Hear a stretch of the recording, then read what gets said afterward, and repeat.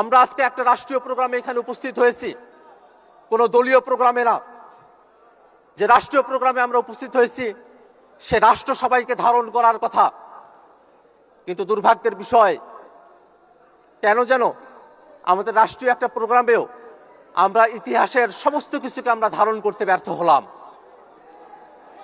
আপনারা খেয়াল করে দেখবেন, এই বাংলাদেশে মুক্তিযুদ্ধের ইতিহাসকে যেমন একপেশেভাবে আওয়ামী লীগ দখল করেছিল, ঠিক একই ধরনের একটা পরিস্থিতি এখানে তৈরি হয়েছে।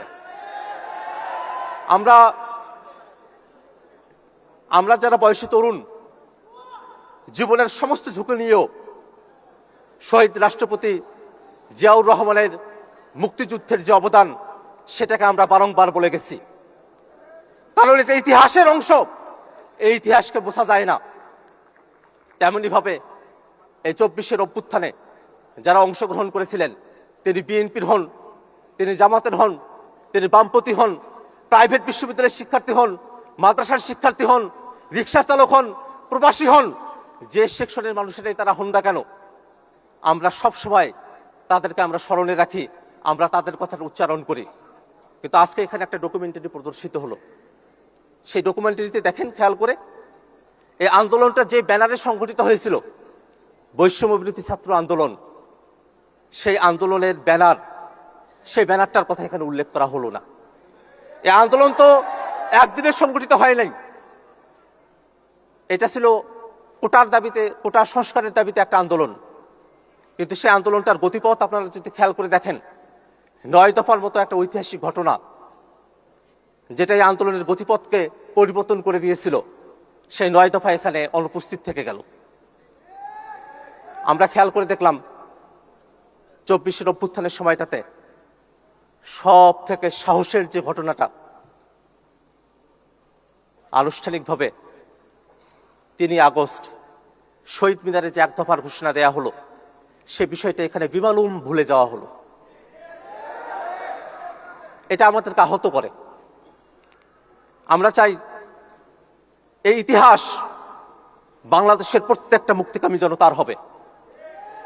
24-এর ইতিহাস থেকে কোনো জুলাই যোদ্ধাকে বাদ দেয়া চলবে না, এটাই হওয়ার কথা ছিল আজকের রাষ্ট্রীয় প্রোগ্রামের ডকুমেন্টারির ভাষ্য।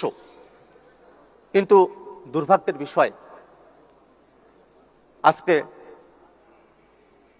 বাংলাদেশের বিভিন্ন রাষ্ট্রীয় প্রতিষ্ঠানগুলোতে যেমন করে দলীয়করণ হচ্ছে, যেমন করে দলীয় লোকরা বসছে, ঠিক তেমনি ভাবে আজকে ইতিহাসেও একটা দলীয়করণ করা হলো। যদিও মাননীয় মুক্তিযুদ্ধ মন্ত্রী তিনি এই ডায়াসে দাঁড়িয়ে এর জন্য দুঃখ প্রকাশ করেছেন এবং সংশোধন করবেন বলে কথা দিয়েছেন, আমি তাকে ধন্যবাদ জানাই। কিন্তু এই যে ভুল, সেটাকে আমি কোনোভাবেই অবচেতন মনের ভুল বলে মনে করি না। এটা খুব চেতন জাগ্রত অবস্থায় থেকে ইতিহাসকে বিকৃত করার জন্য এবং ইতিহাসকে দলীয়করণ করার জন্য এই ধরনের একটা ডকুমেন্টারি তৈরি করা হয়েছে। এখানে একটা অনিকাঙ্ক্ষিত পরিস্থিতি তৈরি হয়েছিল। আজকে একটা মহিমান্বিত দিন, যেই দিনে আমরা বিজয় অর্জন করেছিলাম, সেই দিনে সরকার কর্তৃক একটা প্রোগ্রাম ঘোষণা করা হয়েছে। সেই প্রোগ্রামটা যাতে আমরা শান্তভাবে আমাদের কথাগুলো বলতে পারি, সে কারণে আমি আপনাদের সামনে এসে দাঁড়িয়েছিলাম। আপনারা যারা জুলাই যোদ্ধারা আছেন, আপনারা তখন আমার কথা শুনেছেন, এই কারণে আপনাদের কাছে আমি ধন্যবাদ এবং কৃতজ্ঞতা জানাতে চাই। পাশাপাশি এই প্রোগ্রামটা যখন চলছে, ঠিক সেই সময়টাতে আমাদের একজন বৈষম্য বিরোধী ছাত্র আন্দোলনের সমন্বয়ক, যিনি এবং তার সাথে আরো কয়েকজন, আপনারা সবাইকে চিনে থাকবেন, মাহিন সরকার, রিফাত রশিদ, আব্দুল কাদের, আব্দুল হান্নান মাসুদ, যখন প্রথম সারির সমন্বয়কদেরকে ডিবি অফিসে বন্দী করে রাখা হয়েছিল, তখন তারাই আন্দোলনটাকে চালিয়ে দিয়ে গিয়েছিলেন। কিন্তু মাহিন সরকারি অনুষ্ঠানে দাওয়াত পেয়েছিলেন, এসেছিলেন, কিন্তু তাকে এই অনুষ্ঠানে আর থাকার সুযোগ হয়ে ওঠে নাই। এই পরিস্থিতির কারণে এক ধরনের ধস্তাধস্তির পরিস্থিতিতে তাকে এই হলরুম থেকে বেরোয় যেতে হয়েছে।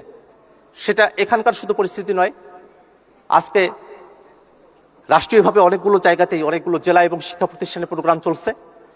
সেই জেলা এবং শিক্ষা প্রতিষ্ঠানগুলোর অনেকগুলোতেই সরকার দলীয় নেতাকর্মীরা তারা এনসিপি এবং অন্যান্য নেতাকর্মীদের উপরে তারা হামলা করেছে, তাদেরকে অনুষ্ঠানস্থল থেকে বের করে দিয়েছে। এই যখন পরিস্থিতি চলছে, ঠিক সেই সময়টাতে আমি জুলাই যোদ্ধাদের একজন হয়ে এবং আমার দলের একজন প্রতিনিধি হিসাবে এই প্রোগ্রামের সফলতা কামনা করি, কিন্তু আমার ব্যক্তিগত পক্ষে এবং আমার যারা সহযোদ্ধারা আছেন তাদের জন্য একটা সুন্দরের আকাঙ্ক্ষায় আমার পক্ষে এই প্রোগ্রামে অবস্থান করা আর সম্ভবপর নয়। আমি আজকের এই অনুষ্ঠানের মাননীয় রাষ্ট্রপতি, তাকে আমি ধন্যবাদ জ্ঞাপন করি। তিনি বাংলাদেশের পক্ষে যেভাবে অবস্থান নিয়েছেন সেটাকে আমরা ধারণ করি। তিনি একই সাথে মুক্তিযোদ্ধা, একই সাথে জুলাই যোদ্ধা, তার প্রতি সম্মান ব্যক্ত করছি। সেই সম্মান রেখে আমি নীরবে এখান থেকে প্রস্থান করার সিদ্ধান্ত গ্রহণ করলাম। আপনাদের সকলকে ধন্যবাদ।